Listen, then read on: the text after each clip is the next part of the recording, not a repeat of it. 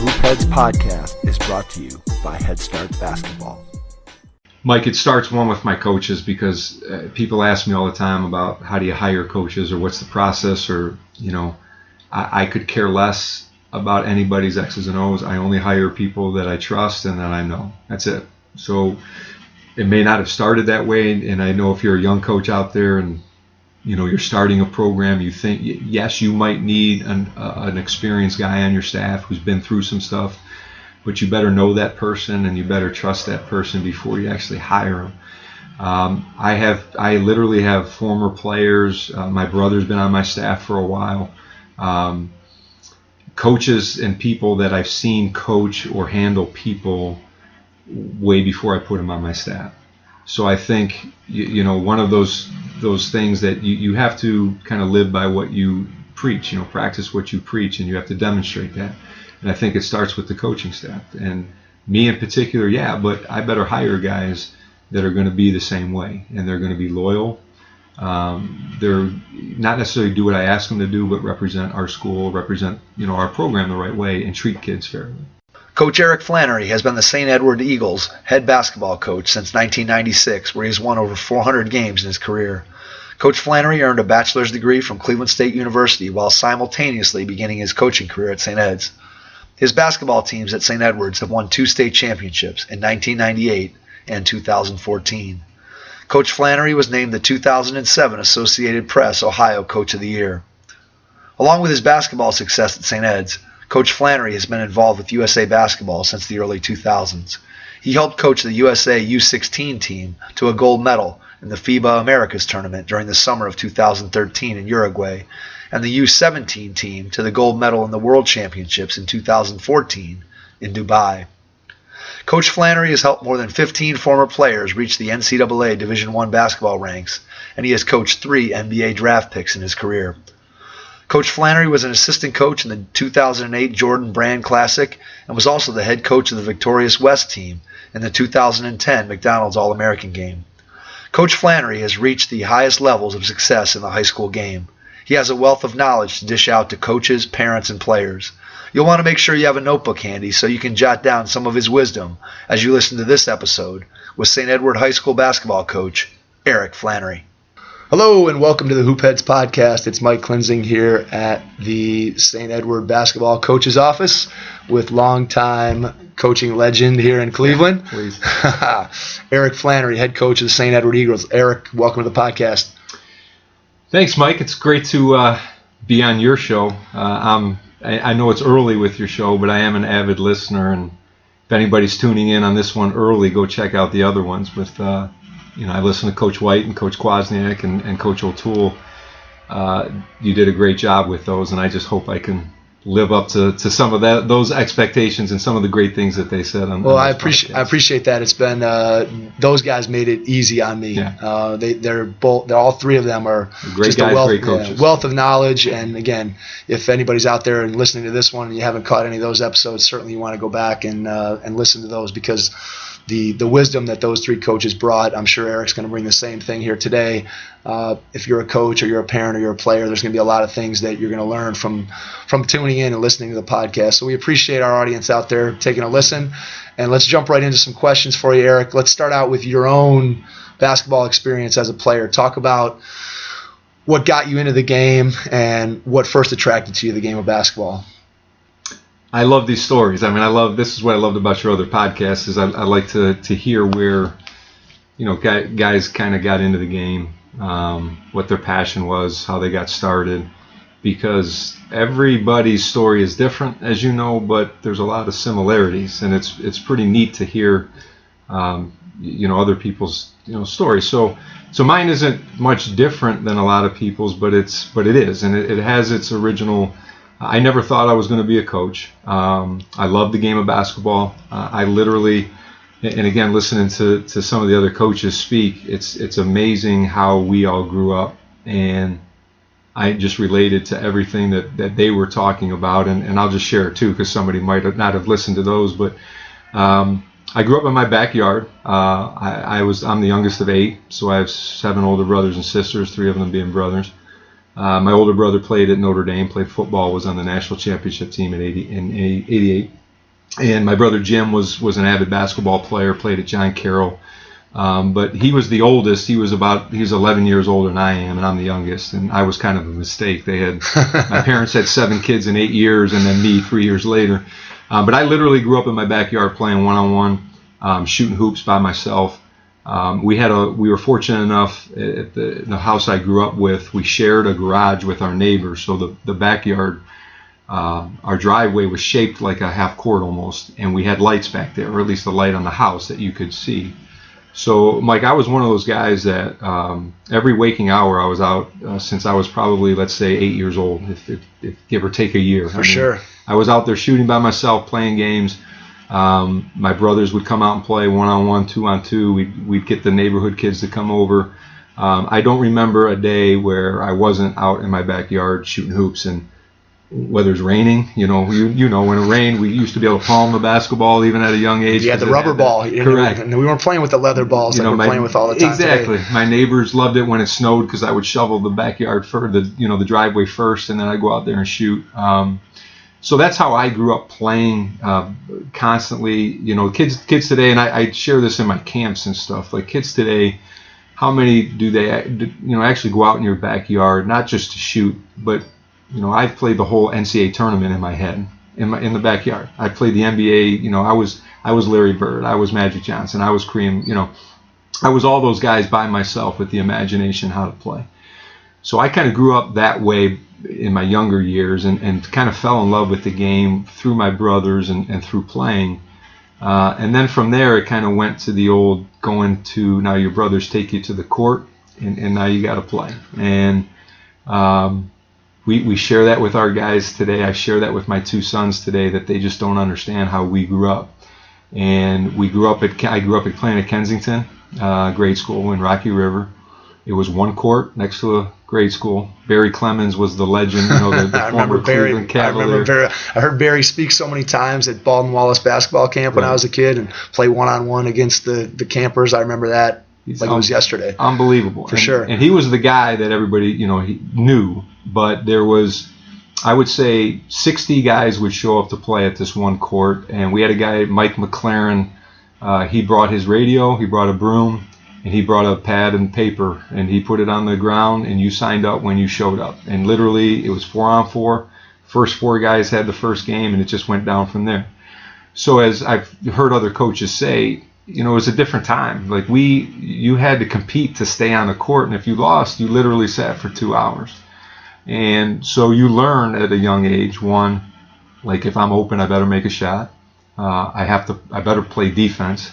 And winning was important. And it was one of those things that was always, it was instilled in me from a young age. So that's how my playing outside of high school developed. And then from high school, when I graduated, I went to St. Ed's, graduated in 90, and I went away to a school called Penn State Barron to play Division III. I was there for literally 1 month. My girlfriend at the time, who was my wife, soon-to-be wife, I missed her, missed home, you know, being the baby of 8. It wasn't for me. So my intention was I'm going to come home, transfer, go to John Carroll and play at John Carroll. And in the meantime, and I was going to be an accountant. That was my major. My dad was an accountant. I was the youngest of 8. Nobody else in my family took up that business. So I kind of. So you were obligated. Your dad felt like you had to be the guy. Correct. Last chance. Correct. I felt like it was my obligation. Like I gotta, maybe, following Dad's footsteps. But so what happened was literally within a week or two, as I came home, the coach that was here, Mike Kearns at the time, he was my high school coach. He just asked, "Hey, Eric, you want to help coach a team, or at least help while you're around?" And I did, and literally within 2-3 weeks, I'm like, it's like a light bulb went out. Like, this is what I want to do. So there was nothing before that, though, that was driving you to coaching. It was just the actual experience of being out on the court coaching. That, like, other than the passion for basketball, which we all kind of had. Like, I knew I loved the game. I still had a desire to play the game. That's what I'm going to make it to, whatever. Right, absolutely. I completely understand where you're coming from on that. Yeah. So I still had all those desires. Nobody ever mentioned coaching to me. There's not a coaching tree in my family. Obviously we all were athletes or played sports, but we never got into coaching. And it never crossed my mind until I started doing it literally on a whim, and I fell in love with it. And I just like, it became my path like quickly without me really knowing it. But like, I just said, you know what, I'm going to put off John Carroll right now. I'm going to coach. I'm going to enroll in Cleveland State because it's close, and I don't think I could have enrolled in John Carroll right away anyways because they had started, so I needed a semester. And I got a job down in a factory downtown, so I was literally working in a mill, taking a couple classes, and coaching. And it just kind of, within a year or two, it became a passion. They asked me here at St. Ed's, again, recent grad, they asked me to coach baseball because I played baseball here. So right away I was a head JV baseball coach. I was an assistant freshman basketball coach. And within 5 years, it went, my first year I was assistant freshman. My second year, I was assistant JV coach. My third year, I was a head freshman coach. My fourth year, I was a head JV coach. And then my fifth year, which is now I'm about to graduate from Cleveland State, circumstances kind of presented themselves, and the job opened up about halfway through my fifth year, where I ended up taking over interim with Pete Novakovic at the time. Pete was the head coach, and I was his assistant. And we went to the Final Four when our stud class was sophomores, and I got the head job the following year when they opened up. So my story was relatively quick. It's different than a lot of other people's because you don't necessarily get a head job at 23. You don't necessarily get a good job at 23. For sure, yeah. And I didn't know this is really what I was going to do until it kind of hit me as an 18-year-old who just loved the game. So I think my passion kind of led me to that point, but circumstances really kind of, right place, right time. And I say to this day, I was kind of lucky to be in the spot that I was in. 2 weeks in to your coaching career, what was it about coaching that you said, man, this is for me? What was it the kids? Was it the process? What was it that made you say, wow, I had never thought about this before, and now I've been doing it for 2 weeks or 3 weeks, and suddenly I'm seeing a career path that I never saw before? I'm going to tell you exactly. It was, and it gives me, like, I feel it. You feel those in your body when you talk about it. But it was literally passing on knowledge to other people, and they look at you and they listen and they try to do what it is you're asking. And it hit me that I can continue what I love to do. I don't necessarily have to go out and play. I'm making an impact on other people's lives. And until you actually experience that, where you make an impact, and I can't say like there was one kid or one, it was just an overall feeling of helping other people out and kind of seeing their reaction. It was a weird feeling for me, but it was different, and it was something that I really enjoyed. And I'm like, this is a possible future. This is something that I could possibly do. At that point, I still didn't think like this was going to be my career. I still like, you were still on the count. I want to coach. Yeah, I still want to coach. But what pushed that too was I think I took a couple classes at Cleveland State for accounting. I think I got 2 D's or 2 F's in accounting. And I said, you know what? That was the end of the accounting career. So I went to become it was funny because I'm like, all right, I think, this is kind of where I think I want to go be a teacher now and be a coach. I love math, so I became a math major. And I think my first 2 teachers at Cleveland State, one was, and it's no disrespect to anything, one was Chinese, I couldn't understand her. And the other lady was like 88 years old and had a microphone, and I couldn't understand her either. And all you did was take tests back then. Like you went to class, you showed up, there's 500 people in the class, you go take a test and you move on. Well, I didn't understand anything these people were saying, so I was struggling in that. And as every, unintelligent person does like me, I'm like, hey, phys ed's the way to go. Like, right. I'm going to get through. Every coach is a phys ed guy. So I changed my major from math to phys ed. And, I don't know if you know this, but your dad was one of my teachers back in the day. I absolutely do know that. One of my best teachers I've ever had. Exercise phys, I believe, is what he taught me. For kinesiology and exercise phys. I spent many hours in the sub basement of the lab in Cleveland State. I spent many hours there, believe me. And he was one of those guys, literally, and he doesn't know it, but he was one of those guys that you saw was a great teacher, was somebody that I knew with basketball, and I kind of knew you just through, like, I remember he had a son that was really good at basketball, and so all those things kind of together, you see all these positive things. Now, what people don't understand is a phys ed major at Cleveland State, and I don't know if it's like this anywhere else. They make it as hard or harder than any other major in the building. I mean, people don't, like, they say, well, you took gymnastics, and they laugh. I'm like, gymnastics with Mary Motley back in the day was the hardest freaking class I've ever taken. Dance class was hard. Exercise phys and kinesiology, those were like. I've seen my dad's notes. I've seen his overhead scrawled out with the vis-a-vis pen on it. Yeah, I've seen them all. So, Mike, you can be the first person that, to my kids, I always tell my kids I'm the closest thing to a doctor that's not a doctor. That's right. And they're like, yeah, whatever, you're a phys ed major, So, but it was people like your dad that. So again, timing was everything. It worked out. I graduated from Cleveland State right at the right time where the job opened up here. I was very fortunate that the school here went with a young guy. At the time, what I didn't mention during those changes in my coaching while I was here, the head coach here at St. Ed's changed 5 times in 5 years. There was somebody different. That my head coach took a different job. The coach after that lasted 1 year. The coach after that lasted a year and a half. The coach after that lasted a year, and the interim lasted a half a year. So good news was I learned a lot of bad and a lot of good from a lot of different people in a very short period of time. And that really kind of molded who I was as a coach early on in my career. So as a young coach, now you're sitting here, you've been the head coach for 22 years. As a young coach, you look back, and what's something that you've learned in the interim that you're much, much better at today? I mean, I'm sure there are a few. I'm sure there are a few. You got some great questions that I love. But what are some things that you learned from, when you had your first season to now? What are some things that you've learned that make you a better coach today than you were then?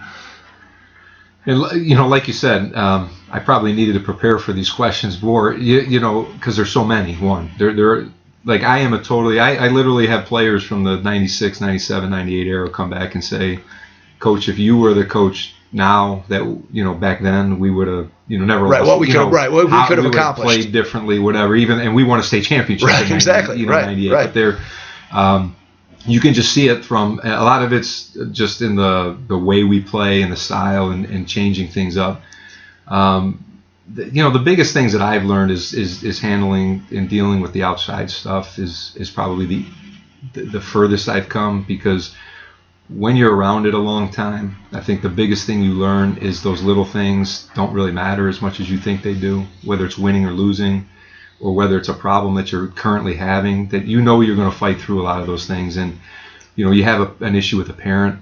Now that I've been doing it so long, I've had many issues with parents. You know what I mean? Like right, it doesn't, right. It doesn't faze you anymore. I don't remember the people 20 years ago as much, and it didn't matter, and it doesn't matter.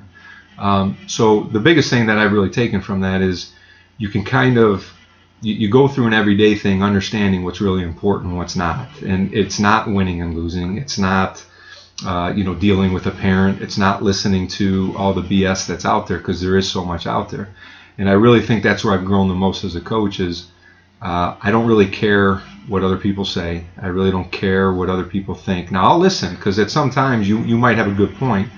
But in reality, I don't care. I'm going to do what I think is right. And I stuck by that. There was a point in my career that really changed the way I thought. But that's really probably the biggest thing that I've taken from being a young coach to now. How difficult was it to develop that mentality of, I'm going to do did you have that right out of the gate, or did you feel like at first somebody brought you an issue, or somebody had a question or a complaint or whatever, however you want to phrase it, and you thought, this is what I should do, but boy, that's going to be a tough decision. That's going to have some fallback on me. Whereas now I'm sure you're in a position, you've had the program established that, you're going to do what you think is right and do what you believe. I heard Sean say this on his, I think he mentioned something about what I'd said at one point to him about how winning takes care of a lot and success takes care of a lot. And over time it does. I mean, you can fall back on a lot of different things, or people maybe respect you or take a step away because they've seen some success, whatever it is. But I don't necessarily think that success isn't wins or losses. It's more about how you handle yourself and how you handle your program. And the thing I'm most proud about is really where our program is. Like, I think I know people don't like me or like the program because of being at a Catholic school, being at Ed's and having success, and I'm okay with that. Like, I've always been okay with that, even from day one. So here's I would jump in there because I'm a public school guy. Yeah. Went to public school, right. Coached at a public school, teach at a public school. And so I think back to like my own experience, and I know that growing up and going to Strongsville, I always wanted to beat. And it's interesting just how much the programs have changed in that. In my time growing up, I felt like Ed's was much more of a wrestling school. No it was not a basketball school at the time when I was growing up. Really, it was more Ignatius was the basketball school, whereas now Ignatius is probably more known for football. It's just interesting how all those things change. So I'm going to phrase this, my little story here, with thinking about it with Ignatius. And I know I always felt like, oh, we just, we gotta beat those guys. And I never considered the way kids do today. And they're kind of, I may go to this school, I may go to that school. There was never a doubt from the time I was in second grade. I knew where I was going to go. I knew the kids who I was going to play with and whatever. And so it's interesting to hear you say that. Again, I'm sure you do get blowback from people about, oh, you're at Ed's, you can recruit, you can do this, you got, of course you're a good coach, you got, you're bringing in talent from all over the city and whatever. And so I think what I would say to that, and again, I'm as big of a public school advocate as there possibly could be, is that, look, it's just the way that things are, the way the rules are, the way that things are done, then you got to go out and compete. Right. And we all get out on the court, and ultimately, like, playing against those teams when I was growing up was good for me. Like, I enjoyed that. I enjoyed the challenge. And I think that's how, if you're a competitor, I think that's how you have to look at it. I agree. And I hope and to your point and kind of what I was, going to as well is like, that's the way I look at it anymore. And that's where I've grown. It's like, I believe we've done it the right way. Like, there is no, it's the right way by me. When people say, we do things the right way, I kind of hate when they say that, because there's so many ways. So many right ways. There's so many ways to do it. But as long as you're doing it the way you feel, whatever your identity is, whatever your culture is, and you're doing it where you're not cheating, you're not, selling yourself out for anything or anyone. I've never done that in my career and never will. And it's not going to be a parent. It's not going to be a kid. I'm going to do what's best for the program first, the team second, and then the kid. I've always felt like I've done that. And so when people come up to me, and if they ever say a comment like, well, you're there, I don't care anymore. Like, I don't care. Like, right. I know you've heard it before. Done. Correct. And to your point, like, hey, then come beat us or come do it. Or if you're at a private school, go do it better. And that's what I'm most proud of is, to your point, St. Ed's, before I took the job, St. Ed's was a wrestling school, it was a football school. And now people actually put basketball in that same category. And I couldn't be more happy to be, the leader of this program. Now, I don't take I've had great players, I've had great assistant coaches, I've had so much help along the way, but to just be a part of that transformation and to keep it the way it really has been, I'm just proud of that. And so no matter what people say to me anymore, it's like, hey, listen, we're going to do it the way we do it. And, we're going to piss people off along the way maybe, but I don't really care, because we're not doing it or cheating the system anyway. So talk about how you're doing it. Talk about the culture. I know I've heard you mention you have 20 standards that you put out there. I don't know if that list is still at 20 or if it's bigger or smaller, and obviously we don't have to go through all of them, but just if you can hit maybe some of the highlights, some of the big major things that you do from a culture standpoint that makes your program what it is and how it represents you and your school and your community and your kids. Well, it's a great question that can go a lot of different ways, and what your culture is really kind of what you emphasize and who you are as a program. And I think, Mike, it starts with my coaches, because people ask me all the time about how do you hire coaches or what's the process, or I could care less about anybody's X's and O's. I only hire people that I trust and that I know. That's it. So it may not have started that way, and I know if you're a young coach out there and you're starting a program, you think, yes, you might need an experienced guy on your staff who's been through some stuff, but you better know that person and you better trust that person before you actually hire them. I literally have former players. My brother's been on my staff for a while. Coaches and people that I've seen coach or handle people way before I put them on my staff. So I think, one of those things that you have to kind of live by what you preach, practice what you preach, and you have to demonstrate that. And I think it starts with the coaching staff. And me in particular, but I better hire guys that are going to be the same way, and they're going to be loyal, They're not necessarily do what I ask them to do, but represent our school, represent our program the right way, and treat kids fairly. The most, I'm going to jump in with a quick story. Please. That probably the biggest compliment that I've ever received as a coach was from Phil Schmuck, who I coached with for years and years and years. He's at Twinsburg now. We were at Richmond for 13 years together. And years after we had finished coaching, so this is probably 3 or 4 years ago, we were having a conversation, and Phil said to me, he goes, "The one thing that I appreciated about you more than anything else is your loyalty and the trust that I had in you, that when something was going on, that you were going to back me and back the program and be someone that I could trust to interact with whoever needed to be interacted with in a way that was going to represent him and his program."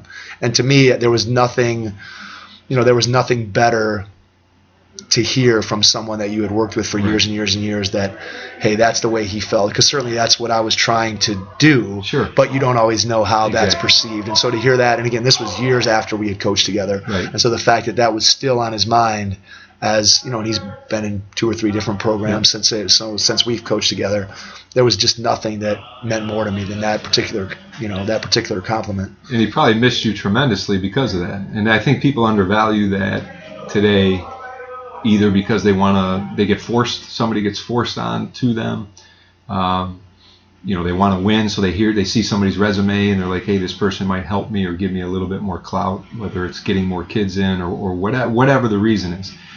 And my only advice is you have to surround yourself with people that you trust. Number one, plain and simple. And like I said, even if it's your brother or if it's somebody that's you just seen as a good person and they don't know a whole lot about basketball, you can teach X's and O's. I mean, you can teach that to anybody. You might, obviously a little coaching background is important because they have to relate to kids, but how they handle kids, how they handle themselves is so important.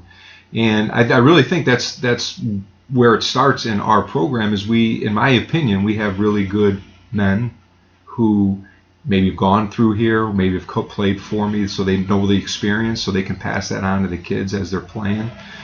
It's just a huge benefit to have, and that's the advantage of being somewhere for a long time too. Is now we've established, a long-term culture where now my coaches understand exactly what it is we want, how they want to teach it to the kids. So it's something that takes time. When did you realize that? When did you realize that was so important? How many years in were you before you realized that was a key component of a coaching staff? Mike, there's a point in my career, and I mentioned earlier, and I'll just go back to this. There was a point in my career early on where we had won a state championship, and I'll mention the exact time and place when this happened because I actually wrote a book many years ago, and I had this in the book, but I think it was 2001. So we literally, my first year went to the Final Four, second year won the state championship. The year after, Jawad Williams was still in our program. He was a sophomore who ended up going to North Carolina. Jawad was a sophomore, and we went 7-14. It's my only losing season here at St. Ed's. We were awful, but we were young. We had I think we started 4 sophomores and a freshman, and then the next year we went 500 and lost at the buzzer to Medina, Tony Stockman. Great team. We lose at the buzzer, so we lost 2 districts in a row or didn't make it out of districts 2 years in a row. And this is after winning a state championship. And then Jawad's senior year, we lost to Strongsville at the buzzer. So we've lost. Now we didn't get out of districts 3 years in a row. We were below 500, 500, and just barely over 500. And we had a kid named Jawad Williams who was a stud. So I literally had a booster and another person grab me and pull me in my office. Literally, we want to meet with you. Come sit down. This is you. I mean, their words, not exactly, but basically, you better start recruiting some better players. You better start winning again because you were handed a dynasty here and you've screwed it up already. And you will not last here if this is how you're going to run your program. It was that moment, and these words came out of my mouth to those 2 guys, is next year, and granted, Jawad had graduated. So 2002, Mike, was the least talented team I've ever had here at St. Ed's. We had Sean Carney was a 5'8" quarterback on the football team who played basketball. We had Ryan Keenan, who was a 6'4", He went to Northwestern for football, but he was a slug. He was slow. He played football. We did have Samario Clancy, who was I think he was a sophomore at the time, pretty athletic. So we weren't going to be really good, but I knew we had great kids. And I just turned to the guys, I said, listen, next year I'm going to beat Ignatius twice, and we're going to win a district championship. And I said, if you cannot accept that as in the basketball program here, they both said, whoa. You beat Ignatius twice next year and win a district championship, we will never bother you again, right?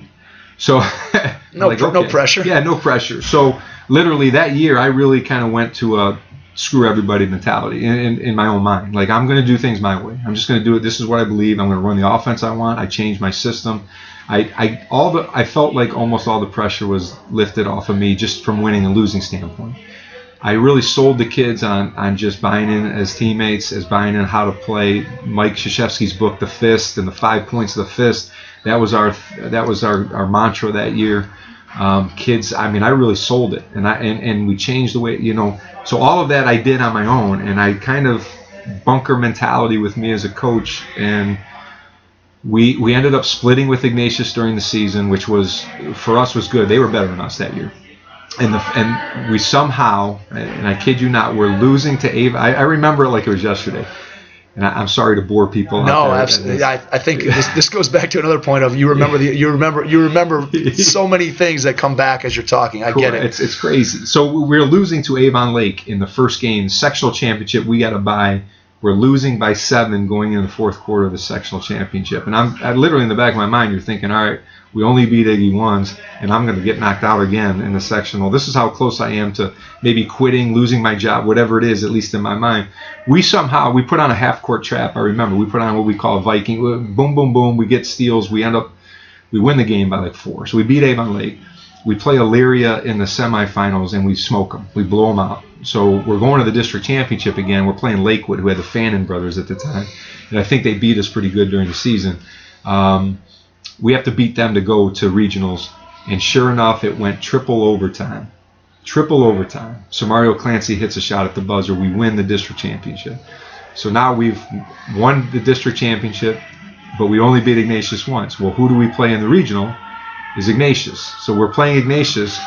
And this is the game, if people remember, if you're listening, when LeBron played at the Gun, it was the Gun Arena back then. Well, Ed's played Ignatius prior to LeBron and Warrensville, I think, playing right after. So it's sold out. There's 20,000 people there. We beat Ignatius like easily. Like, it was one of those freaky, like, we're playing great. We end up beating them by like 10. So we go to St. John's. We travel. We have to go to Toledo to play Toledo St. John's. They were number 1 in the state, 24-0, 25-0, and they beat us literally by 30, exactly by 30, because I remember they did a BS layup at the end to beat us by 30 on their place during the regular season. That's how bad we kind of were at times. Neil Fronapple hits a shot at the buzzer. We beat Toledo St. John's at the buzzer and go to Columbus. So we go to the Final Four, which again was, and we end up losing to Columbus Brookhaven, who they had 6 Division I guys in their first 6 guys, and we lost to them in overtime. We had a chance to beat them.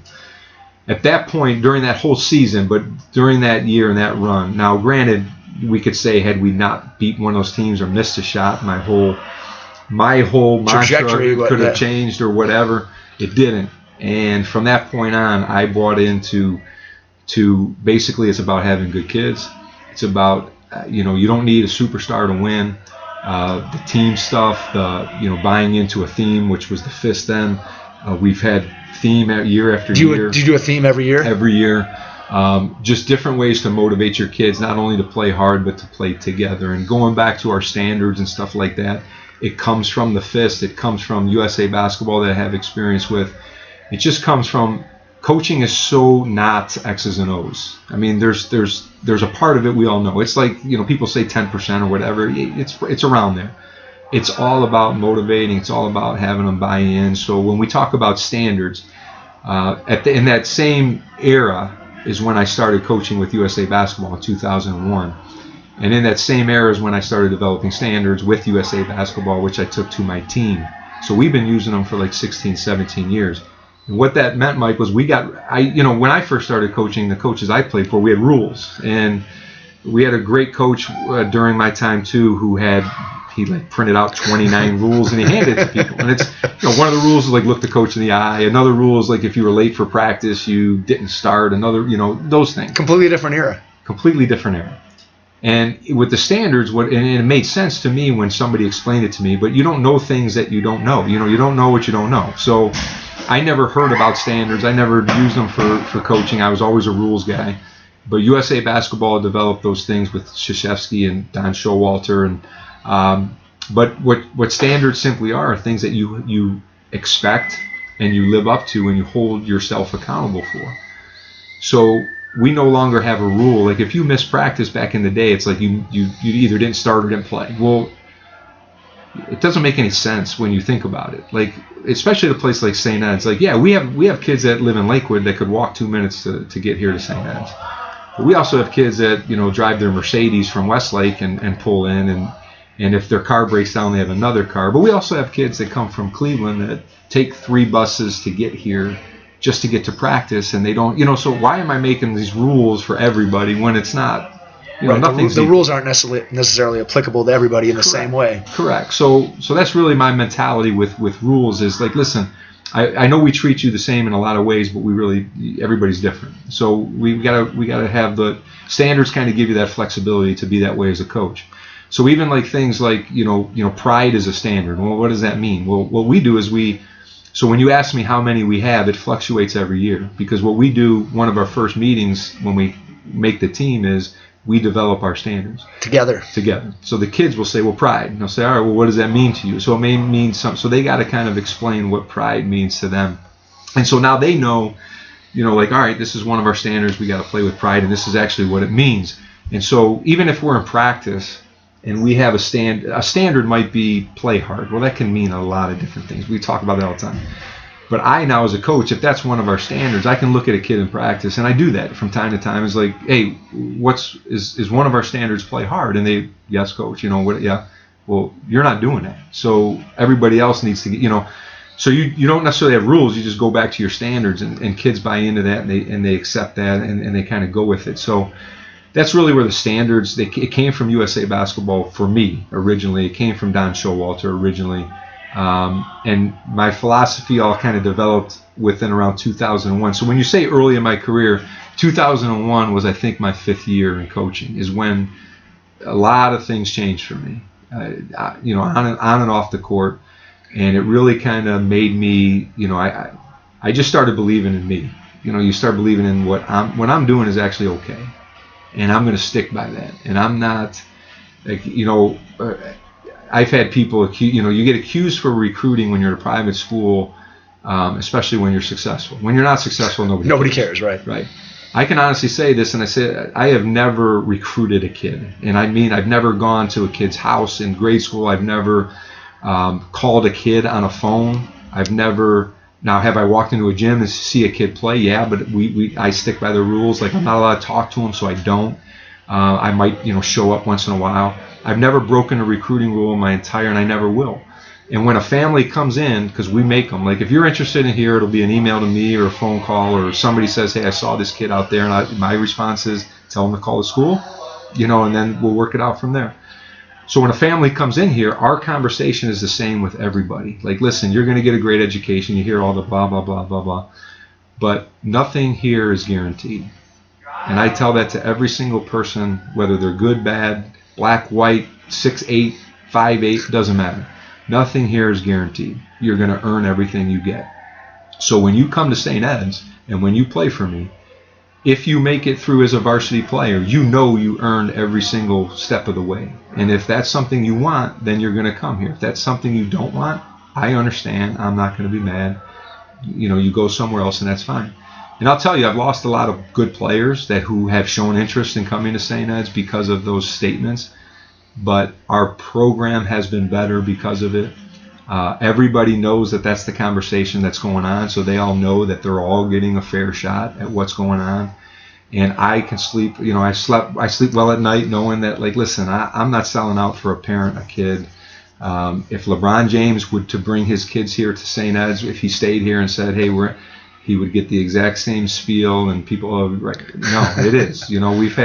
we've had kids who have been like, hey, this is the number one kid in the state, or this is the, and I would flat out tell them, you might start on the freshman team, the first day, because everybody does. First day of tryouts, every single kid starts on the freshman. Now, day 2, I might move you up to, right. But it might be quick. But I'm not one of those guys that's going to bypass steps to be good right now. And that's part of experience, and that's part of being around a long time is we're going to take our time to be good every year, and we're going to do it what we feel is the right way. Doesn't mean it's your right way, but right. What we feel is the right way. Yeah, I mean, I think I hear you saying like 2 things to me that jump out there for young coaches. One is, I think the confidence in what you're doing, regardless of whether we're talking about culture piece, whether we're talking about X's and O's, whether we're talking about dealing with parents or dealing with administration or whatever the case may be. I think a lot of times when you're a young coach, and I can speak to this myself, you have this sense of, maybe I know a lot, but you're kind of have this bravado. It's a false bravado that I know what I'm doing, but right. Really deep inside, you're not quite 100% sure if what you're doing is right.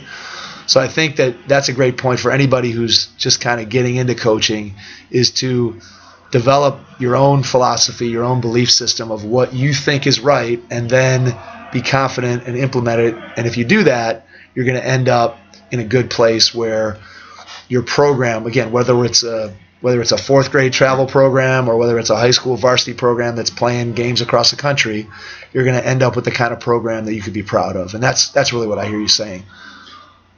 You said it perfect. I mean, first of all, success isn't defined by wins and everything is relative, and you have to learn. You said it perfectly. It's not necessarily what you teach; it's how you teach it. One, so whatever your system is, believe in it. Teach it the right way and buy into it and sell it to the kids and do it all the right way. And we all, as coaches, have doubts. Nobody's perfect here, and you're going to screw up, and it's okay. It's okay to be wrong. It's okay to lose. It's okay to, all of these things don't make you less of a person, less of a coach. You got to believe in it and sell it. And I think so many people out there worry about wins and losses. They worry about being right all the time. And they worry about all of those things that you shouldn't be worried about. Just do what you think. Again, do what you feel is right. If you put a little bit of time in, like if you sit in front of a computer, you can find any plays and drills you want. So it's okay to do that. It's okay. And it's okay to take it to practice and then, do it with enthusiasm. Act like you know it. And if you screw it up, it's okay. Especially kids, when they see you're human at some point, they buy into you more than that. And I love it. Don't you think that's a difference in our era as players versus the players of today in terms of the way we are as coaches today building relationships with kids compared to back in the day where it was definitely a coach-player separation. The relationship just wasn't there. And a lot of coaches, that I experienced weren't necessarily interested in building the kind of relationship that you're interested in building with your kids or that I'm interested in building with the kids that I work with. And I think that's such a different way of going about things. It's so much better way that we're doing it today. It is, but to that point too, Mike, I think there's probably, because we all remember our good coaches when we were younger, and those coaches were ones that did develop relationships. I think it was going on. It probably just wasn't publicized the way everything's publicized today. I think people looked up to like a Bobby Knight because he was successful and he was demanding and demeaning and probably did everything. I don't care what anybody says. He was a great coach, but he didn't do it the right way. I mean, the way he treated people. He attained wins and loss successes. Correct. And again, I think he had a positive impact on. I'm sure you can find lots of his former players that will tell you that he was a tremendous influence in their life and tremendously positive. And yet at the same time, as you're about to say, you can see where there's issues with him of doing things the way that. Listen, I'm not saying it was wrong, and I'm not saying it was his style, and people went there to play for him, and it worked. And again, we talk about coaching styles. That's who he was. He bought into it, and I think when I was a young coach and he was the hot commodity back when I first started, part of me wanted to try to be like him because that's what I thought. So I was a yeller and a screamer when I first started coaching. But that wasn't me, and I knew it. And that was part of the transformation of me as a coach is, listen, I'm not a yeller. Why am I yelling and screaming? I'm the same way. I agree completely. I would rather have a sit-down conversation with the kid and be like, hey, let's work on this together. And one of the things that I've always done with my kids, and I tell kids this to their face, to their families, and even in our meetings before the season, if I meet with parents, is I will never embarrass your child in a game, in front of other people. I will never embarrass him in front of other, players and stuff like that. If I have an issue with him, I'm going to bring him in here and we'll talk about those issues, which means I expect the same from you as parents and your kids. Like they will not embarrass me, and that's where the line is crossed. So I don't want to see a kid getting in my face. Now, again, in heated times, it's happened. I mean, and when you get to know kids, though, when you start building relationships, people don't understand. You can get away with, it's not about winning and losing, it's about relationships. And when you have good relationships with people, you can do a lot more, but you know what you can do. Like I swear a lot in practice. It's one of the things I always try to work on and get better. But when you joke about that with your kids, or when they kind of know, like, you're not demeaning them. It's just part of your vernacular, and sometimes it's part of theirs. And when you know it's not, but if you know it's a right situation to do it and not to do it, you choose. You can pick and choose, right? Yeah, but that's based on building relationships. That's not based on this is who I, like I'm a coach and I'm going to come in and F-bomb you. And some people have that mentality. I see other coaches, this is how they do it.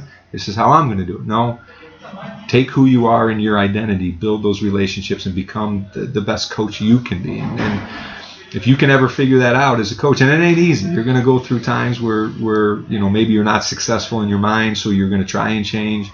You're going to change up philosophies in ways that you have to understand that that's normal and that's okay, and to keep going forward if this is something that you really want to do. So if you think about a kid who's been with you for 4 years, they come through your program, they come in as a ninth grader, they leave as a senior, and it's 10 years down the road, it's 15 years down the road, and they call you up and they say, Coach, you made me a better basketball player, but more importantly, you taught me X. Mm-hmm. What is X that you'd want your kids, or that you've heard from kids that come back to you, that you've taught them beyond the game? I don't want to sound like a coach. Like you're never going to impact every single kid you've had. It's just it's not going to happen. And people that say like every kid comes back and does this. Now, I will say if we had 100 kids, 93 of them have come back at some point. Good, bad, and different, they've come back. We've had some that haven't. Not everybody goes through the same experience. And again, the older you get, you understand that. You try to hit more guys different ways. But because of that, I literally got a text yesterday from a guy that graduated 8 years ago, and he just simply said, thank you for everything you've done, because he just got a new job. You've taught me to be the man and what it means to be a man in the right way. And that encompasses a lot. Yeah. That encompasses a lot. If you're doing that and your program is churning out that type of person, it's like I'm tearing up now because I am an emotional guy, but it's like things like that. Like you don't get them every day, but you get. I have guys that are playing right now, and sometimes I've had guys who will graduate, they'll leave, love you, coach, and you really don't hear from them while they're playing in college, and then you're like, oh man, that kid maybe didn't really appreciate what was going on, and then a year after college, he's calling you up saying, man, you don't realize the impact you had. And you have to understand, like now they moved on to college, like maybe they moved on from their grade school coach to you, so they're being dealt with by more coaches and stuff like that. So they're not thinking about you every day. They've moved on to a different, but at some point they realize the impact that you have had. And again, that's the advantage of doing this for so long. Like I don't look at guys now and they go away as freshmen and oh man, this kid isn't texting me.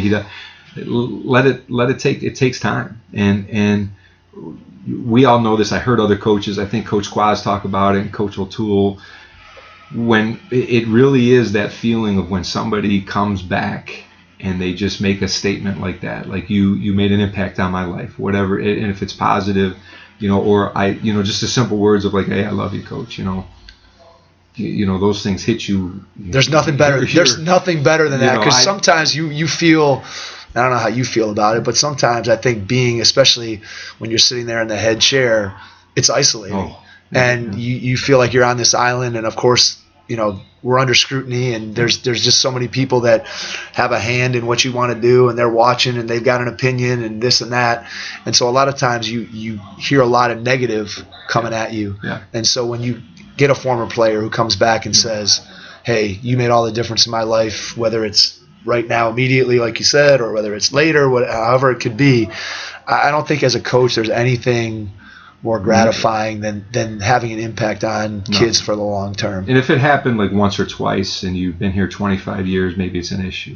I mean that. But if it happens, if you're getting, every year you're getting different people, different kids, and it builds, it just makes you feel good. And I'm not, saying demeaning anything. I'm just saying that's you'll never see me wear a state champion. I've never worn them. They're literally in a drawer in my house. I don't even know. If you ask me, I know. Might take you a few minutes to find them. But it's to me, it's not about that. Trust me, you want to win. You want to win. Trust me. I get it. I'm gonna pound them. I'm gonna when I go up in our gym and I see the state championship banners, nothing gives me more pride. But I every year I move. This is another year. It's another challenge. It's a different group of guys. That's what I love about high school coaching. I love coaching high school because every year it's a different challenge, and I look at it as a different challenge. Even if I had kids, the age that they're at right now, when a kid is 16 and all of a sudden he comes back and he's 17, he may have grown 2 inches, or he may have put on 20 pounds. This is the greatest level to coach kids because there is so much change year to year. I get so fired up at the beginning. Every year is a challenge to me, and that's one of the other things that I've done as a coach. I go in every year. People don't understand. I go in with a blank slate every year. I'm not and it's different. And this is just the way I do it. I'm not telling other coaches to do it, but I go in because I'm at a school where we get kids when they're ninth graders. We don't get them when they're third grade, and where I think there's an advantage that some schools have that they can build their program and their system. We don't get it, but that's what I love. Is every year I can look at the guys that we have, and trust me, they're talented, and I can kind of say, all right, we're going to be fast this year. Let's try to play a certain way, or we're going to be bigger and slower. So every year I've kind of changed who we are, and I do that on purpose because it energizes me, and if it energizes me, it's going to energize the kids. And I'm sorry that just popped into my head, but that was one of those things that I love about coaching, and I just that's what to me it's about. I don't the state champ. Great, every once in a while you can sit back and say, man, we were pretty good. Hey, those were great memories. But I look to tomorrow. I'm looking for the next challenge, and I'm looking for how am I going to impact these next group of kids, and how are we going to win this year. And that's all that matters to me. So, yeah, I want to win the state championship this year. So I'm going to do everything I can to win this year. But once that's over, I've moved on. I want to do it again next year. So it's a constant thing that I don't need to walk around and show people or talk about it. I just want to go out there and do it again with this group. And my personality is always different, too. I always feel guilty, too. I'm just one of, I feel guilty because if I want to focus on the here and now. So I always feel like I'm doing a disservice to the people that are here in front of me when I'm always if I'm always talking about what happened, this team did that, or you guys. I'll bring it up as examples, right? But I try to stay away from that stuff as much as possible. Really buy into the kids that are in front of me, and they know. They know there's a history here. They know that what they came here for. So. All of those things, I think kind of generate what our culture is. It's just kind of, always, be yourself, create our own story, build those standards, that type of stuff. Absolutely. So let's jump into, you mentioned a couple of times your involvement with USA Basketball. Yeah. So talk a little bit about how you initially got involved with it, and then how your role has kind of changed with USA Basketball and how important it's been to your career. And this is going to be a long podcast. That's all right. No, I got time if you do. Listen, first of all, you talk about right place, right time. And one of the things that I'm most proud of that I'll say off the bat is USA Basketball, when I first started, which is 2001, is totally different than what it is today. And I and Don Showalter are the only two, at the high school level, because Sean Ford, who a lot of people know, is the director of basketball operations, and Jim Tooley is the head of USA Basketball. Those two guys and Don and I are the only four people that are left from 2001. So I'm always proud of that. They've always asked me back. They've always, I've always gotten a role there. But literally back in the day, how I got involved, and talk about nepotism, my Uncle Tim, who used to be the athletic director at North Olmsted High School, And he's always been a big influence on my life because he's been in athletics and public schools and always kind of giving me advice about how to coach and handle people. Well, he then was elected to a national federation board, and he left North Olmsted at some point to go basically live in Indianapolis and be full-time on this national board. But at that time, the national board, they needed some people to be nominated for USA Basketball. Nobody even knew what it was. It was kind of thought of as like, this is just like an AAU thing or a summer thing or travel thing. So my uncle's like, hey, my nephew's a coach at St. Ed's. I think I remember, like, hey, Eric, somebody from this USA thing. Hey, you want to just go out there? Hey, you never know what might happen. Literally, and he goes, I don't even know if you're going to get on, like whatever. And I'm assuming I got it because nobody else was even nominated. Because when I went out there, Don Showalter had been doing it, so it was around for a little while. And the only thing, when they first started was they had what they called hoop festivals, okay? And they had like one game a year where not every year they had the Hoop Summit back then, but it was a little different than it is now, and they'd have a USA team versus an international team. But the Hoop Festivals was literally, we would invite like 60 kids from around the country, and they would just, like for a weekend or like 4 days, you would just kind of practice and play against each other, and then they'd play games, and they'd split it up like east, west, north, south, almost like an all-star camp type of thing. And that's really what USA Basketball was when I first got there. And there was like, and how I got on, I was what they called a committee member. So I didn't even know what the hell that meant. You're like, all right, I'm on a committee. Yeah. Woo. So they fly you out, literally, Colorado Springs, Colorado. So you're going to the Olympic Training Center, and it's, again, you're so young. I mean, how many years? 60. I'm not even 30 yet. You're looking at it going, what am I doing here? This is pretty cool. I'm going out to Olympic Training Center. I'm out there. So you go out there, and the Olympic Training Center is probably one of the least most impressive things that you see. I've been there. Right.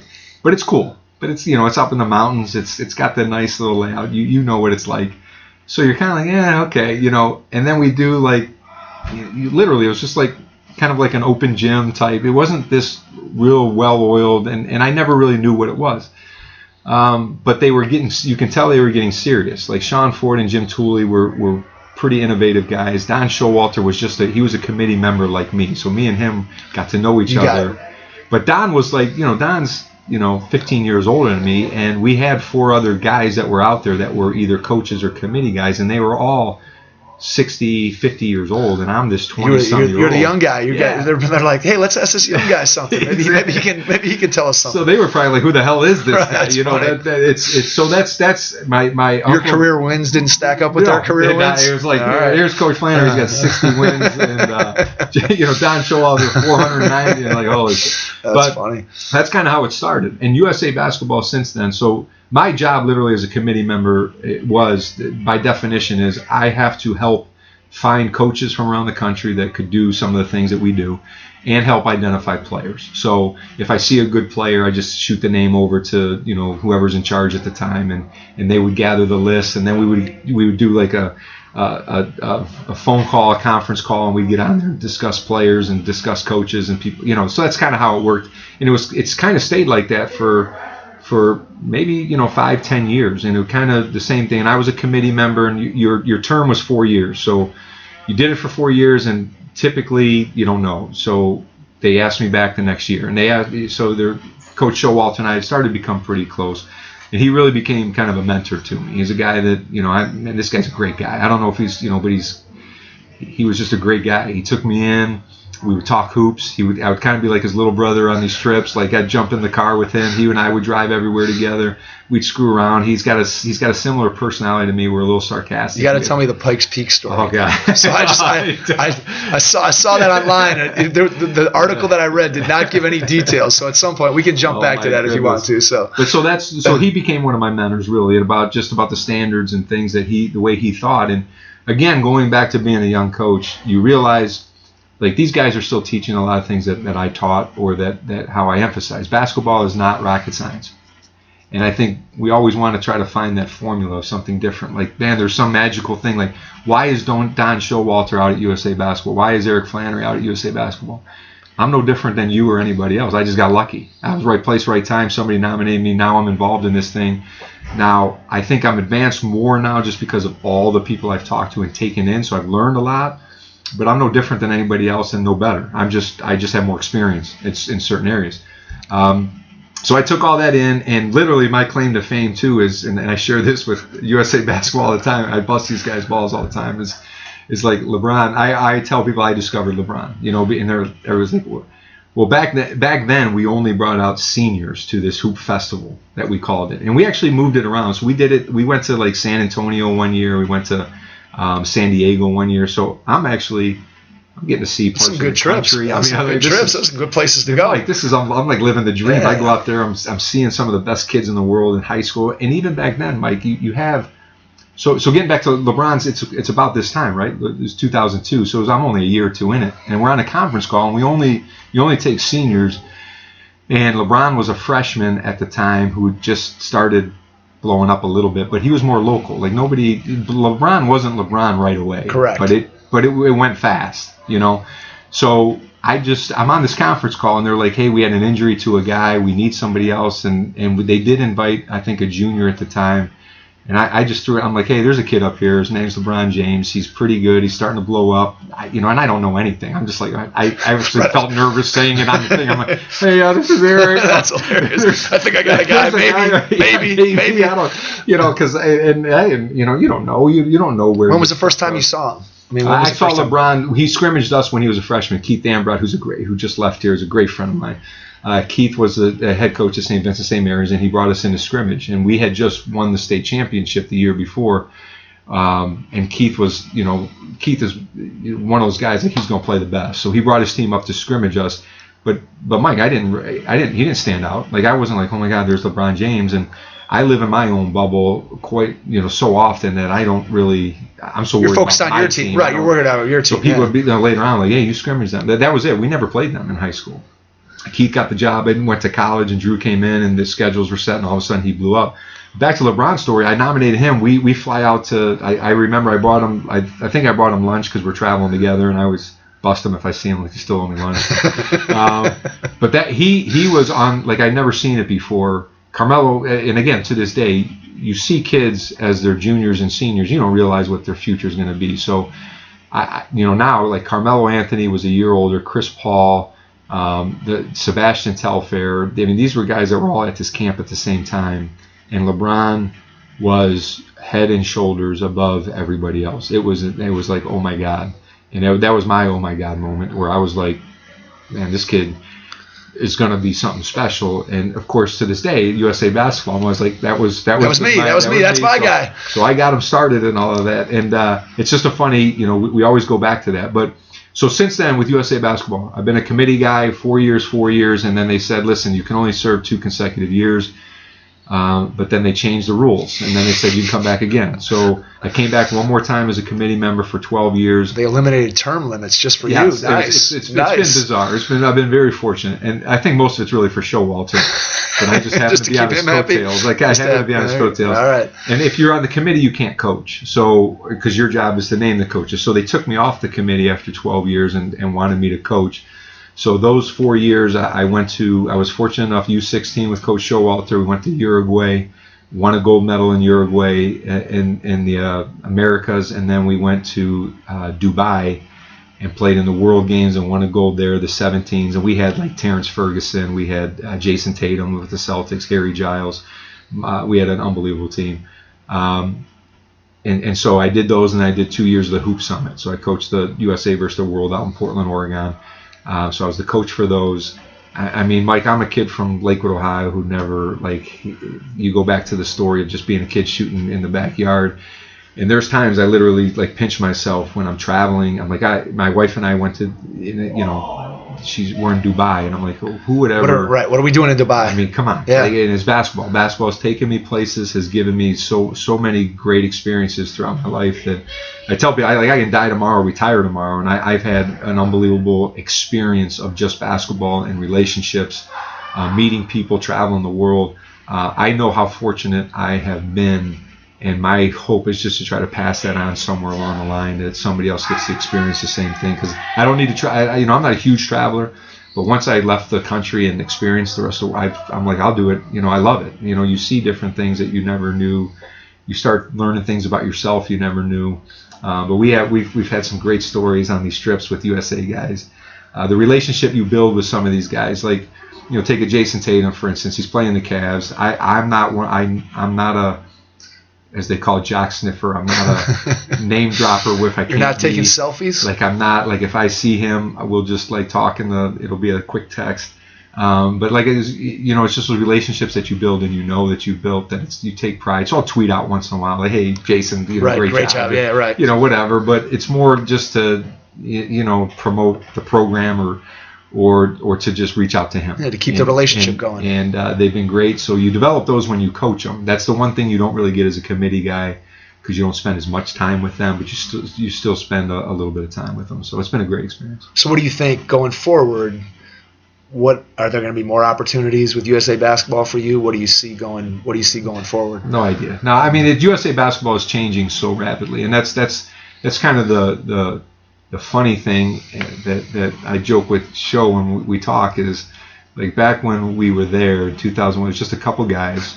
Literally, it was like even at these first practices, there was like 5 or 6 of us, like, rolling the ball out with all these studs, and to see where it's at now. We didn't even have offices back then. We were just like meet at the facility and do our thing and then stay in a hotel. Now they have the facility. They have USA Basketball offices. I mean, I went out there this past year. They just put them. I took pictures. It's unbelievable to see where it's grown. Kind of gives me a little pride. Like, it's like, man, I was there. I was there at the beginning, right? And to see where they're going to go, obviously with the rule changes and the NCAA, I give USA Basketball so much credit because, one, they're trying to do what they feel is the right thing to do for kids. They're trying to take out parents and not to neglect them, but just like, let's get back to doing what's right for the kids, teaching the game of basketball. They're not afraid to say, like, hey, we're doing some things wrong. We need to change. These youth clinics that they're doing across the country, the coaches clinics that they're doing across the country. All of those things, people don't understand how much time and effort that they have done to put into just that. And it's only going to get bigger and bigger. And I know everybody's looking for that solution. I don't think there's one solution, but USA Basketball is trying the best they can to just put it back into teaching kids and trying to do things, for the kids, which I think is really important. Yeah, and I think as they get more, I don't know if publicity is the right word, but just as it becomes more well-known in terms of the guidelines and things they're trying to do with youth basketball and remake everything, anytime I see anything that they're putting out, it's just it falls in line with everything that you or I would know as a basketball person, as a basketball coach.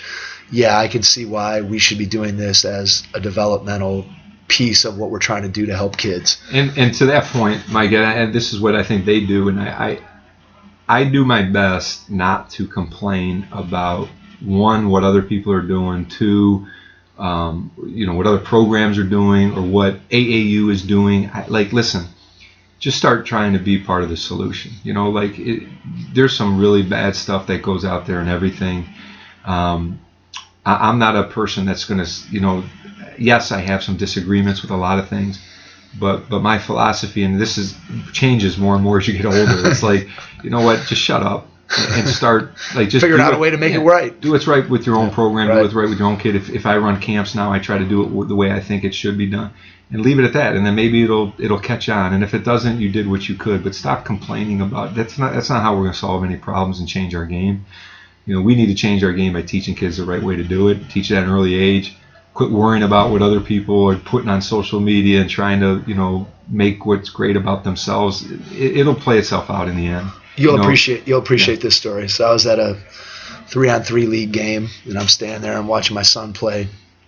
A guy that I sort of know walks over to me, and we're talking, and this little kid comes walking in the door and walks over to him and gives him a high five, and the guy turns to me and says, he's the number 1 ranked 3rd grader in the state of Ohio. He's playing with my son on my son's team. And I just turned and I looked at him and I was like, oh, okay, that's great. And I'm like, the kid comes up to my knee, and how is anybody, I'm like, who's rating him as the top ranked 3rd grader in the state? And yet here's a guy who, again, people just don't know. They don't know what to expect. They don't know what's right. You have, and I'm sure you see it with parents that come into your program for the first time who they don't have any other kids who have ever played at a high level. They don't have any other kids who have ever been recruited. They don't have any other kids who have been quote unquote ranked. They don't know what AAU program they should play for. They don't know anything. And so I think that's one of the biggest challenges. I'm sure you see it as a high school coach. I see it in limited duty with what I do. Just educating parents, I think, is a huge piece of what is wrong with this. Wrong with the system. You don't know what you don't know. Yep. And our system right now is based on social media. It's based on what everybody else is doing. It's based on trying to keep up with the Joneses. It's based on you trying to make your kids look as good as they possibly can. Mike, there is no like easy solution, and it's not going to change quickly, and it's probably going to get even worse. In the last 5 years, it's gotten as bad as I've ever seen it. And I never blame kids, because it's not the kids' fault. They're just feeding off what people are telling them. And I just go back to sticking with what I believe in. Like, I'm going to tell you the truth. I'm going to be honest with you. You're going to earn it if you come here. And if I see a kid that's ranked 3rd grade, I don't care. And I'll tell you that. Like, if somebody told me that, I'd be like, hey, I really don't care. But here, the problem I always have, and I just had this conversation with Keith Ambrod, who, because he and I, we have great stories, because he's old school like me as far as that kind of stuff. Like, he's just like, dude, just do it. This is how we do it. And that's right. Like, whatever. I'm doing it the way I do it. Right or wrong, whatever. Like, we'll live with it. But dealing with parents, and listen, you all love your kids, and we get it. But some of these people just don't know, how to do it the right way. So I get frustrated as, I always look at myself like, all right, now, like, hey, I've been coaching for over 20 years, that we've had some success. I coach with USA Basketball. Listen, this is how you are supposed to do it, and just do it like this, and everything will be okay. And I tell a parent that, even at a young age, because I have parents that, come to camp. Like, I have a 4th grade coach. I see all, like, how are we supposed to go about this? And I'll tell them, I'll lay it out for them. Like, you don't need this, and this. This is what you need to do. And they won't do it still. Yep. And that blows me away. And I always say, like, why? Well, his buddies were doing this, or he got asked to play on this AU team is ranked. And it's just like, it blows me away. Like, I slap my head, and I, when it is what it is. So you're not, going back to my point, you're not going to change everybody. People don't necessarily hear what you say, so they kind of just wait. And I'm kind of the guy who laughs kind of guy, laughs last kind of guy. Like, I always just sit back and like, listen, in the end, I know I'm probably going to be right in this whole situation. So even with their own players and their parents, it's like, just trust me. And if you trust me, I'm guarantee it's going to work in the end. I just guarantee. It may not be the same way as some other schools. I may not flash it on Twitter all the time, or it may not be as high profile or whatever, but you're at St. Ed, you're going to be seen, you're going to go to the school that you deserve to go to, and I'm going to help you in every way I can to help you. And if you don't trust that, then you don't belong here. So, that's it. And it's just bad. The way your story about that parent, I've seen way too many times from other people, and I've heard people tell me about their kids' ranking. People have sent me videos of their 5th graders and 6th graders, and I don't watch them. I won't even. I might email them back like, thanks, and that's it. But I won't say like one way or another. It's crazy, and I don't know how to change it quickly, because it's a cultural thing. But it's going south fast, and I feel sorry for the kids. I don't feel sorry for the parents. So talk about your own kids. Last topic. We've been going for a while, so let's talk about this as a last gasp here. So your 2 sons now are going to be together again. Yeah. At Carroll. Cool. So talk about your experience coaching them, and then I know your daughters are younger, correct? Yep. So let's hit your sons first, and then jump back into your daughters after you talk a little bit about coaching your sons and what that experience was like, and what you learned about coaching your sons. Because I always, as a parent myself, coaching my kids, I'm always curious to hear what other coaches say about that process. Yeah, it's again we'll probably talk another half hour here. Might have to go part 2. Yeah, right. Listen, the first thing I'm going to tell you, Mike, and I tell every coach if you're listening, is don't take my experience for your experience. Don't hey, Coach Flannery coached his kids this way, this is what I'm going to do, or I saw this. And I get coaches that ask me this a lot because I've been through it now, like recently. And I'm good with it. Like, I'll tell you exactly how I did it, or if you call me, we'll talk about it. But I never want people to think like, oh, that's the right way again, or that's like, it was my way. This is my relationship with my kids. This is how I chose to deal with my kids, right or wrong. I think it's worked out. I've always, and just to kind of go back to just my situation here at St. Ed's. I mean, Sean, who's my oldest, who's now a junior at John Carroll. Sean was born in 1998, which is the year we won the state championship. So Sean has lived, and all my kids have lived their whole life, and I've been a head coach other than 1 year, they're all their lives. So they've only known St. Ed's, they've only known our gym, my office, and home, but I never wanted, and I told my kids as soon as they were old enough to understand this, I never wanted basketball to be their life because it's mine.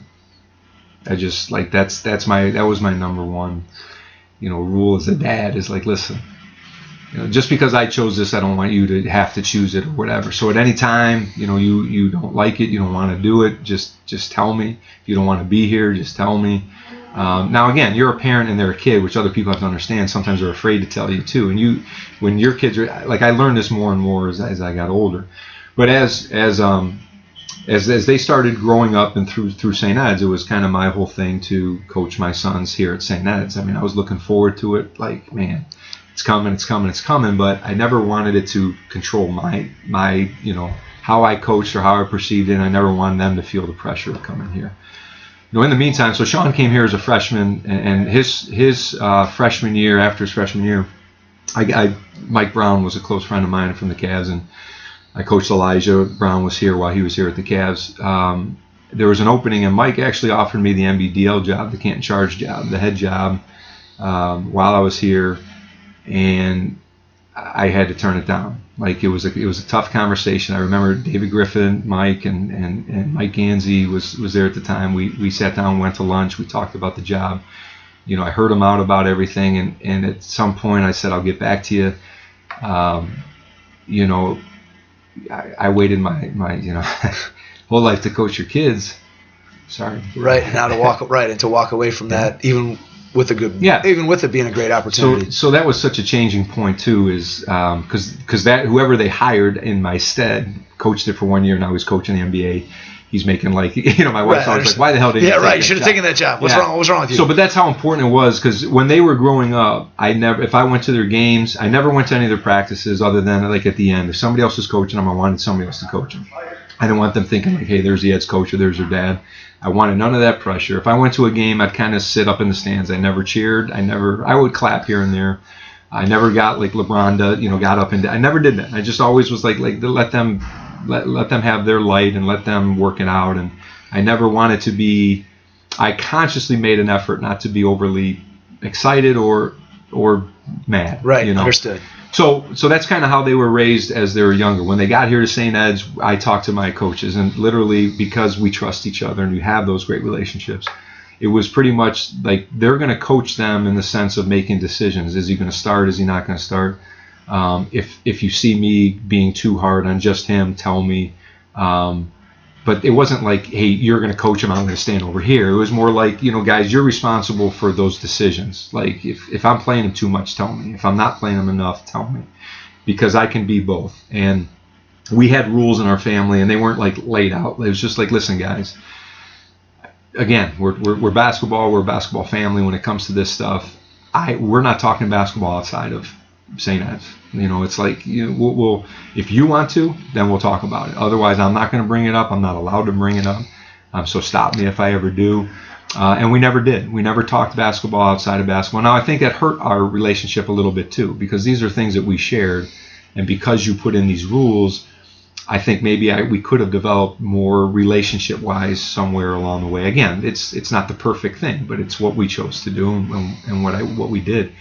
My kids are unbelievable. I mean, to come to a place like St. Ed's, where it is right now, and to walk in here with that pressure of being the coach's kid and to try to be successful at the same time. And my oldest kid's 5'7" and a little point guard, but he was a gym rat from the beginning. So he was a kid that when I was running camps, when he was literally 2-3 years old, he was in the camp dribbling balls. He was jumping in stations at 4. I mean, he was doing stuff.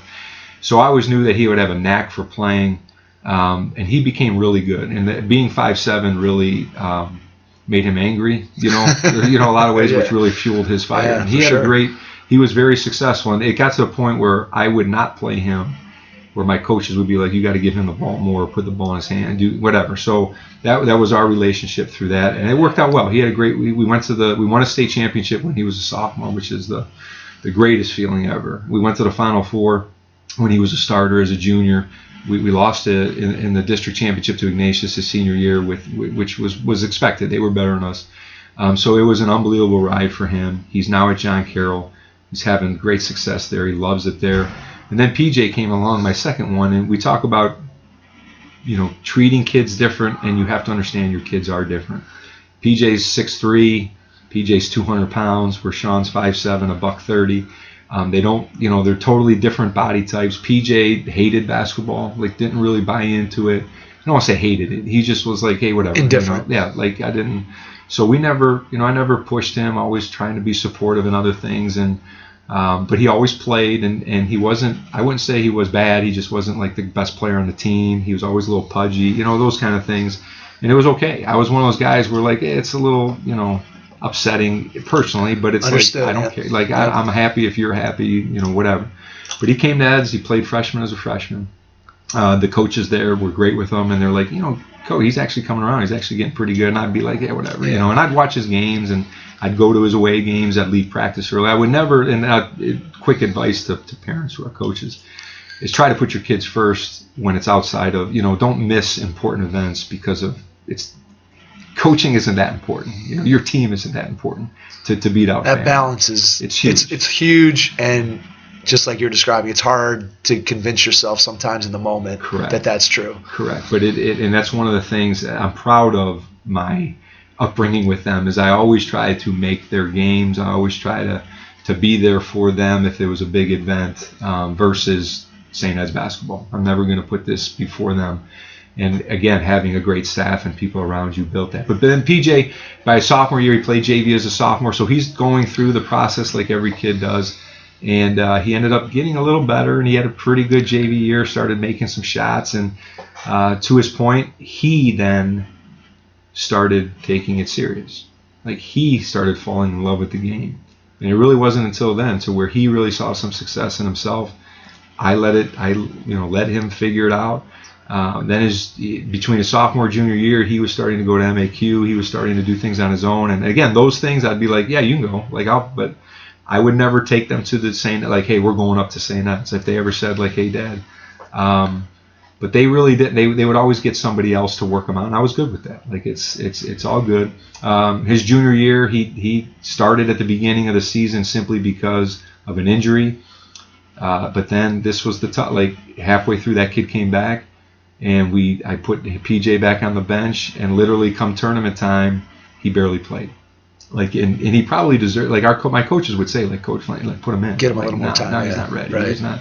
So sometimes I held my kids back, I think, a little bit because I didn't want to have that, assumption hey, he's just throwing him in because he's his kid.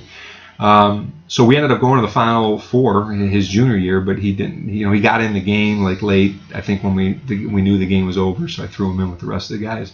But he went from a starter to a kid that was a role player to a kid that really didn't play much his junior year, which is probably opposite of what a lot of parents, fathers and sons relationships were with. So he had a tough junior year, but to my surprise, that motivated him even more. He was working out more. He was spending more time on it.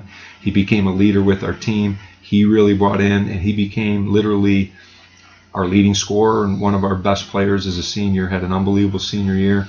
I was so proud, so proud of him, just the way he handled it, the way he dealt with it. And now he's playing at Carroll. So again, as parents, my wife and I are, we couldn't be more proud that we have two kids that are going to John Carroll just for the education, but let alone now they're going to play again together. How fun is that going to be? It's my wife's going to have a ball. I mean, it's going to be hard for me running back and forth, but I mean, it's fun, and I just hope it continues. And again, I tell them too, like I went away to school to play. Back to the beginning of this podcast 4 hours ago, I went away to play.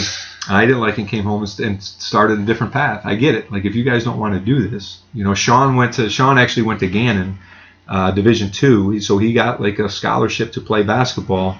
He was there for a month and a half, and he just said, this isn't for me, And I went up there, watched the practice, just hey, I'm going to support you. Let me check it out a little bit, just see if you're missing something. Eventually, he said, I just can't do it. So we made him. Listen, you're going to talk to your coach right away. You're going to be honest with him, tell him what it is, and you're finishing this semester of school, and then you'll leave. You're not walking out on anybody today, So you're going to finish out what you at least to a certain point.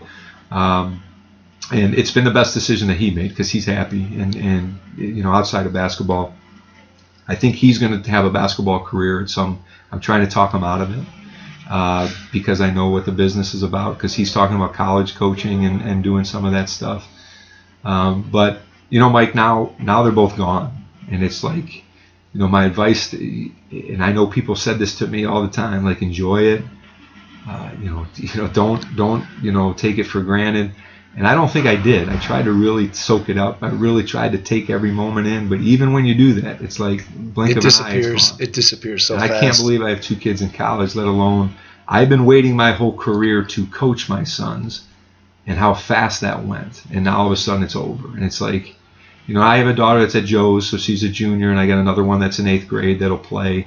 And it's the same. I have the same relationship with them about basketball, even though I coach their AAU team, so I give them a little bit of my time with coaching them. So they're always like, Dad, you coach them, So I had to do the AAU thing with them. But it's the same. Like we don't like girls. I'm not talking basketball unless you want to talk basketball, and I think it's worked out well. But it has limited some of I don't have that father-son relationship where like after a game, like we go BS about it. We don't put the film up on the screen, maybe I missed some things there, and there are some things I'm sure I would do different if I had to do it over again. But that's more because you had a second chance, and so you know what I mean. But I wouldn't change it for anything. It was an awesome experience. I credit them more than me for the experience because I thought they were very mature about it. I don't know. I always thought I wasn't extremely hard on them, but I know I was harder on them than other teammates, and that was just my point of. I'm not going to spoil these guys, and they're going to be treated like everybody else. And my oldest one really bought into that. He was fine with it. The younger one was always like, Dad, you're killing me. Like, why are you so hard on me? That was PJ's response. Right. And it's like, hey, but it was never over the line. I never embarrassed them in front of other, I would never do that to them. And it was a great experience. But the most important thing, because I would talk to other coaches too and be like, hey, I'm coaching my kids. How did you do it? The advice is, I got different advice from everybody else, which was great. And the reality is, just be you. Just be what you think is the right thing to do. Your relationship with your son or your daughter might be different than mine. So I would never say, like, you're wrong. I would never say, like, hey, don't, do it the way you feel is the right way to do it. But try to enjoy it. Try not to make basketball the experience. Don't make it more important than everything else. And it goes so darn fast. It's just like, hey, take it in. And I always said, like, I want my kids to love me when it's all over. And I want them to do what they want to do, not what I want them to do. So if we did our job right as parents, and this is when you send them off to college. And somebody told me this once, like, if you're going to be upset and you're going to be, as we all are, like, emotional. But if you did your job and you did it, the way you felt like they're prepared, then you should be happy. Like they're moving on and they're prepared. So that's the way I look at it. That's ultimately what your job was. Like, hey, just prepare them for being men or women in society. And if they're ready and you did your job, you should be happy that they're leaving because they're prepared to take that next step. And it's kind of the way I've looked at it. And whether we did a good job or not, I think we did okay, and they're doing well. So I'm very proud. I can say, like, they always say I don't compliment. Even my daughters say, like, you never say pot. Like, you're always like, I said, giving them things they can work on. Yeah, but it's like, now that they're on college, they're both out of here. I can be a lot more, complimentary of them. Now I'll be on my daughters a little bit more for, you got to work on this, you got to do that once in a while. But it's a great experience, but just be you, and everything. I think that's a great time to end. Yeah. I think that's a great thing to end on. Just circling back to, started out with relationships with players, relationships with your coaches, and with the relationship with your family. I think that's a great way to wrap it up. Eric, I can't thank you enough for your time. Let people know how they can get in touch with you if they want to reach out to you for any reason. Still listening. Yeah, if you haven't fallen asleep. No, first of all, Mike, I appreciate you coming in. I mean, I enjoy doing this, and it's just an honor to be on it. I really enjoy your podcast. But they can get a hold of me at Coach Flan on Twitter. It's the only social media that I do or know. You can email me anytime at eflannerys at sehs.net for St. Edward High School. We do have our own podcast, Worthy of the Jersey, that we do as well, which I love doing, and that's the only, I listen to yours and mine, so that's it. And that's Worthy of the Jersey. You can get that on iTunes or download it just like this one. But I appreciate it, and had a great time doing it. You brought up a lot of old stories and memories, which is always good. And if there's anything I can do for coaches, that's one of the things we didn't get into, but one of the things I love doing is now that I'm experienced and older, I can sit down and talk hoops with any coach, and love to, especially young new coaches that just want to sit down and watch a practice and talk about it. I would do that at any time. Awesome. And I would agree with what Eric just said. If you haven't had a chance to listen to his Worthy of the Jersey podcast. Oh, I didn't say listen to it. It's not very good. Hey, if you like what you're hearing on the Hoopheads podcast, you're going to like what you're hearing on the Worthy of the Jersey podcast. It's definitely worth a listen. So to everybody out there, thanks for sticking with us through a long podcast. We hope you found some value with Coach Flannery, and we'll catch you on our next episode. Thanks. Head Start Basketball's Player Development Academy offers Cleveland area players a unique opportunity to improve their basketball skills. Regardless of a player's age, skill level, or position, training with Head Start Basketball will elevate your game to the next level. Do you want to improve your ball handling, become a better shooter, or develop into a more skilled, confident player? Our Academy classes offer training that's designed to do just that. Our training sessions are innovative and will have you learning skills that are transferable to actual games. We have 4 different class skill levels for boys and girls, ages 4 and up. All Player Development Academy classes will be held at the Strongsville Recreation Center. For more information or to get registered, please visit www.headstartbasketball.com. Thanks for listening to the Hoopheads podcast, brought to you by Head Start Basketball.